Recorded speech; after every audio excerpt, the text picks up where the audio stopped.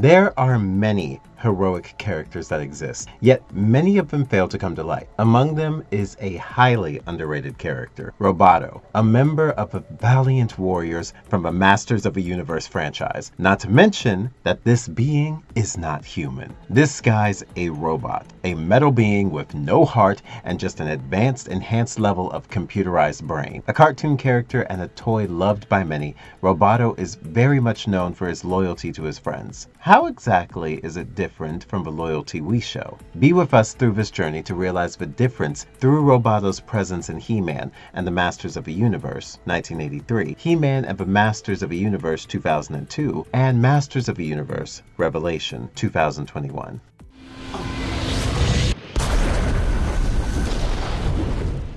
Who is Roboto? Who created it? So, my dear listeners, Roboto is, as you may have guessed, a mechanical robotic warrior with a see-through or transparent torso that shows his gears at work. But mind you, he is no ordinary being.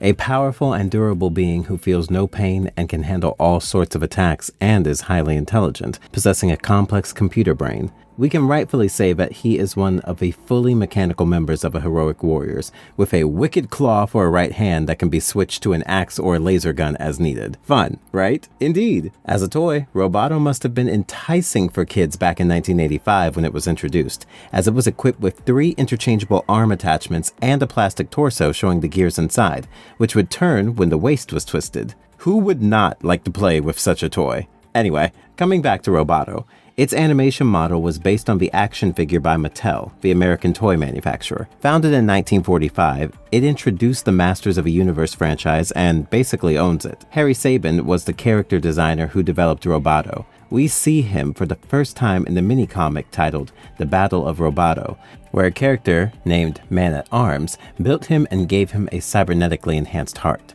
His aim was to make Roboto feel the same emotions as humans so that he could form companionship with other humans rather than be treated as mechanical junk or a killer machine. And guys, he was so powerful that he even took on Hordak, the evil, in a single combat. Well, that was about its toy and comic version. But did it even appear in a cartoon series before 2002? Indeed, it did.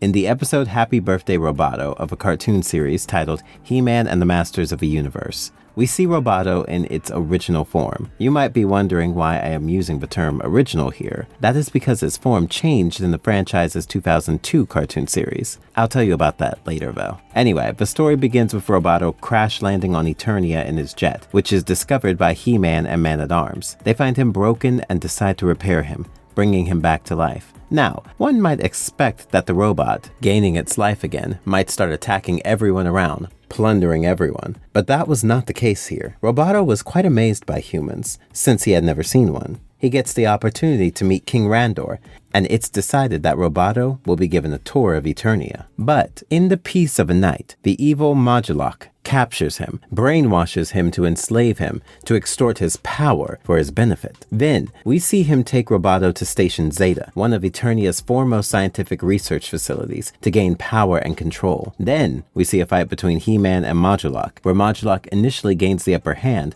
but is defeated when Roboto breaks free from his brainwashing. Towards the end of the episode, it is declared that the day would be commemorated as his birthday, since he had been reconstructed again. So, we see a very kind and good-natured robot who is fiercely loyal to the point of sacrificing himself, values his friendship with humans, and has also gained a new dad, Man-at-Arms.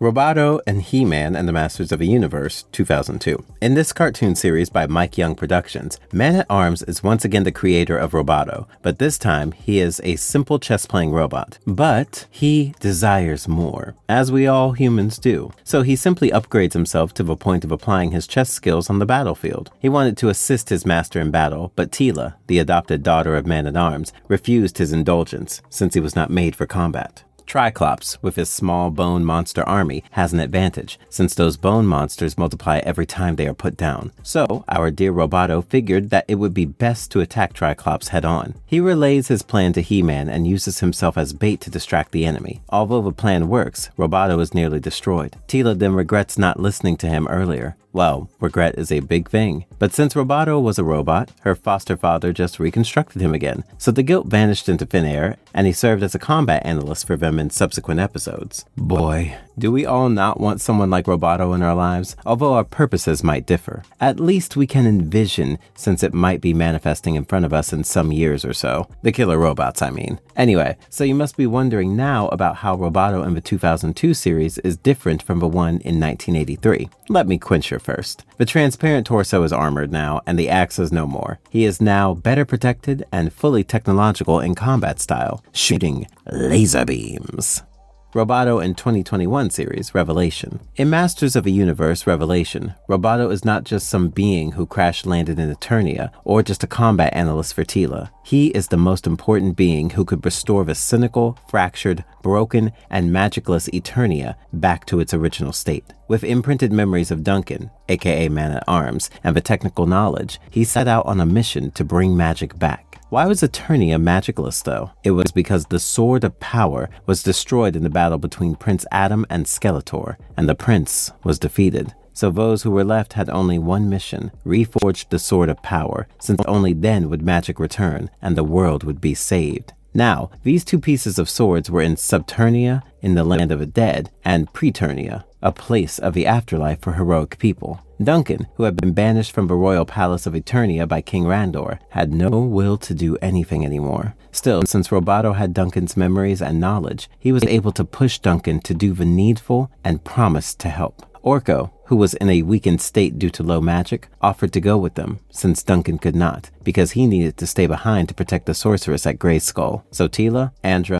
Evil Lyn, and Beastman begin their journey. On their way, they come across Merman and his Aquaticans. Fortunately, Duncan appears, defeats them, and shows the way to the gate into Subternia. On entering the land of the dead, they get separated. They are attacked by their worst fears. Robboto realized those were shadow beasts, but everyone had to win their own fights. And eventually, they did. After gathering again, Evil Lyn asked for the sword so that she could combine it with her Havoc staff and open the way to Preternia. She exerted all her power but was interrupted by another attack. This time, Orko took charge, and with all his remaining magic power, he held the enemy back until his comrades entered Preternia. Dude sacrificed himself. They find Prince Adam in Preternia Afterlife, who had the second half of a sword. So they went to the central tower of Preternia's Grayskull Tower with both halves of the sword and decided to turn the tower into a forge. Evil Lyn lent her remaining magic to Robboto's core, who was to use everything to power the forge. Combining his own cosmic-powered core, the magic lent by others, and King Grayskull's magic was a big feat to accomplish. And Robboto did win, but his circuits could not handle the extraordinary amount of energy. It was too much for him. The energy overload fried his system, and he began to shut down. As he went down, fear of death gnawed at him. It was shocking for him to feel such an emotion. It was not in his programming or memories to feel such a thing, but ultimately, he had outdone himself and his programming. He died, but more like a human than a machine. Moved by his sacrifice, Adam took it upon himself to do everything he could to save his friends, just as Robboto had, even if it meant being denied a place in Preternia a second time. The sword had been reforged,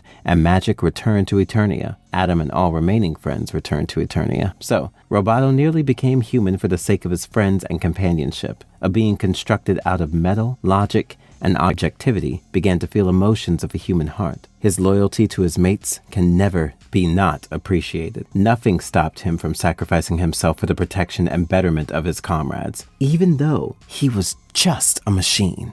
I would love to have a robot like Robboto, as I suppose I did mention before. I mean, do you see the common thread among all three cartoon series? Robboto is a mechanical being who does not think of demeaning humans for having less intelligence than him. He respects their decision and is willing to lay down his life to assist and protect his master and friends. I mean, he was not from Eternia, but Robotica, and instead of returning, he chose to stay with humans, and even died a few times for them in all three cartoon series. He could have simply turned evil like Ultron, if you understand what I mean. Yet, he did not. These cartoon series, much like any other superhero series, were much loved and enjoyed by viewers. And, not to forget, Robboto as a toy must have been wild. Although I have never seen it, I can just assume how kids might have gone crazy for such a cool toy. Let's hope that the robots in our future turn out like Robboto.